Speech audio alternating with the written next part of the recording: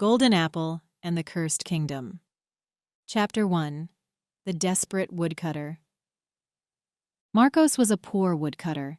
He lived in a small house with his wife Maria and their 2 children, Anna and Leo. Every day Marcos went to the forest to cut wood. He sold the wood to buy food for his family. One morning, Marcos woke up early. The sun was just rising. He looked at his wife, Maria, who was still sleeping. She looked tired. Marcos felt sad. I must find more wood today, he thought. We need more money. Marcos walked into the forest. It was quiet. He listened to the birds singing. He liked the forest, but today he felt worried. His children were hungry. He had to find more wood. After a few hours, Marcos found an old rusty axe on the ground. He picked it up. This axe is no good, he said to himself. He felt frustrated and threw the axe away. Marcos continued walking. He was tired and thirsty. I need to rest, he thought. He sat down under a big tree. He closed his eyes and thought about his family. He felt worried. How can I take care of them? He wondered. Suddenly, Marcos saw something shiny in the dirt. He got up and walked over to it. It was a small chest, half buried under a tree root. Marcos felt curious. What is this? He said aloud. Marcos dug the chest out of the dirt. It was old and dirty. He tried to open it, but it was stuck. He used his axe to break the lock. I hope there is something valuable inside, he thought. When the chest opened, a cloud of green smoke came out. Marcos stepped back, scared. What is this? He shouted. The smoke turned into a big, green spirit. The spirit looked angry. Who are you? Asked Marcos, his voice shaking. I am Tormak, the spirit of the forest, said the spirit. You have freed me, but now I must harm you. Marcos was very scared. His hands were shaking. Please don't hurt me, he begged. I only wanted to find something to help my family. Tormak looked at Marcos. I was trapped in this chest by a sorcerer, he said. I have been here for many years. Now I am free, but I am angry. Marcos looked at Tormak and said, Maybe we can help each other. I didn't mean to disturb you. I only want to help my family. Can you forgive me? Tormak's face softened. He saw that Marcos was a good man. Perhaps I can help you, he said. But first, you must prove that you are clever and kind. Marcos nodded. I will do anything to help my family, he said. Tormak smiled. Then listen carefully, he said. There is a way to find great wealth, but you must be wise and brave. Are you ready? Marcos felt hope in his heart. Yes, I am ready, he said. Tell me what to do. Tormak began to tell Marcos about a secret grove in the forest where golden apples grew. Marcos listened carefully, feeling both excited and nervous. This could be the answer to his prayers. Chapter 2. The Strange Finds. The next day, Marcos went back to the forest. He wanted to find the secret grove with the golden apples. He felt hopeful. This could change everything, he thought. Marcos walked for a long time. He was tired, but he did not stop. He looked around carefully. I must find the grove, he said to himself. I must help my family. Suddenly, Marcos saw something strange. It was an old, rusty axe on the ground. What is this? He wondered. He picked it up. This axe is no good, he said. He felt frustrated and threw the axe away again. Marcos continued walking. He felt tired and thirsty. I need to rest, he thought. He sat down under a big tree. He closed his eyes and thought about his family. He felt worried. I must find the golden apples, he thought. After resting, Marcos got up and walked again. Suddenly, he saw something shiny in the dirt. He felt curious. What is this? He said aloud. He walked over to it. Marcos saw a small chest, half buried under a tree root. He felt excited. Maybe this is something valuable, he thought. He dug the chest out of the dirt. It was old and dirty. He tried to open it, but it was stuck. "I need to open this chest," Marcos said to himself. He used his axe to break the lock. "I hope there is something good inside," he thought. When the chest opened, Marcos was surprised. There was no gold, but there was a small old map. Marcos looked at the map. "This must be the way to the secret grove," he said. He felt excited and happy. Marcos followed the map. It showed a path through the forest. He walked for a long time. Finally, he saw a bright light. "This must be the grove," he said. Marcos walked into the grove. It was beautiful. There were trees with golden apples. Marcos felt very happy. "I found it," he said. "I found the golden apples." Marcos picked 3 golden apples.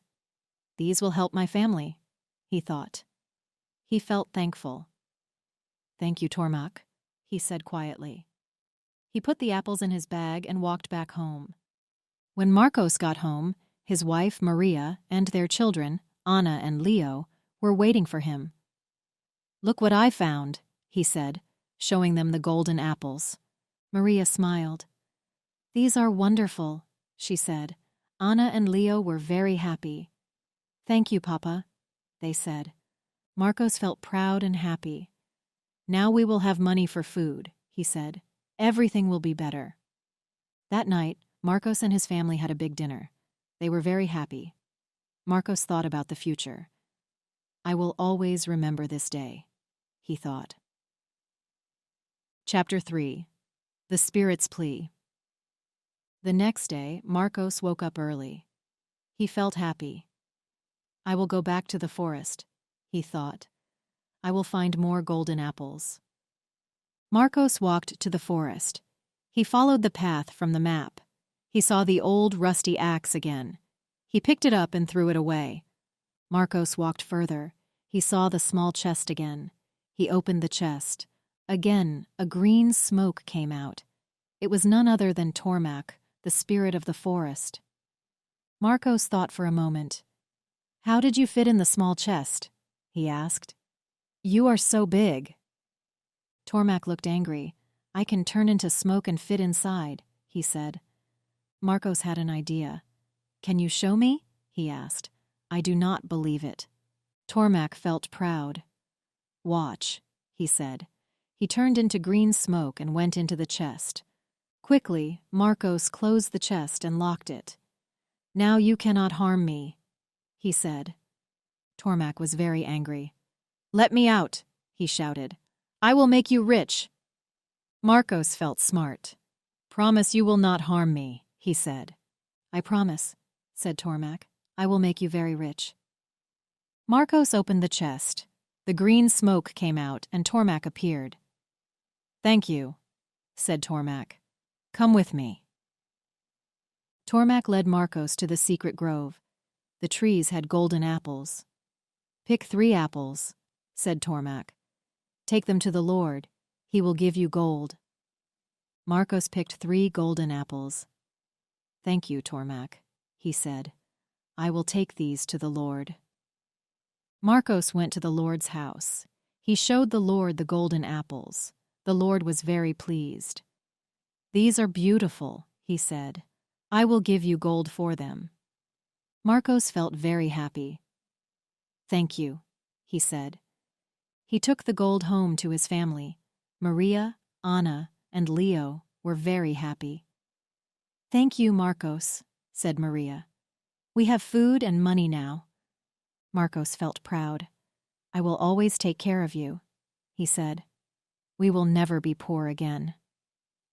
Chapter 4. The Magical Apples. The next day, the Lord sent his gardener to the forest. He also wanted to find more golden apples just like Marcos.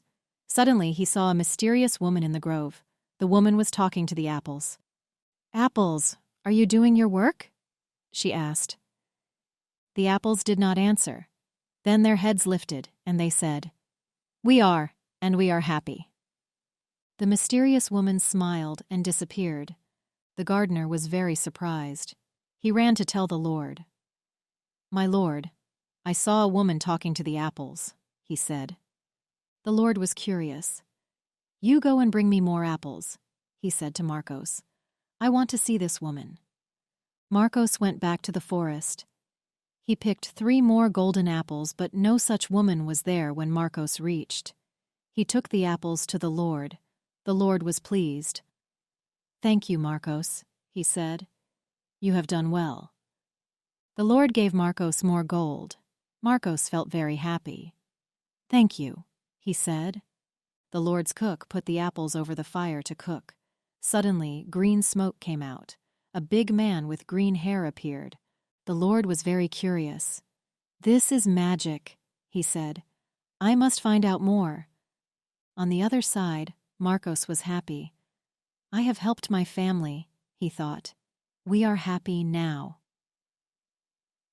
Chapter 5. The Lord's Journey. The next day, the Lord woke up early. He was very curious about the mystery behind the magical apples. He called Marcos. "Marcos, take me to the grove where you found the golden apples," he said. Marcos nodded. "Yes, my lord," he said. "Follow me." Marcos and the Lord walked to the forest. They walked further and reached the secret grove. The trees had golden apples. The Lord was amazed.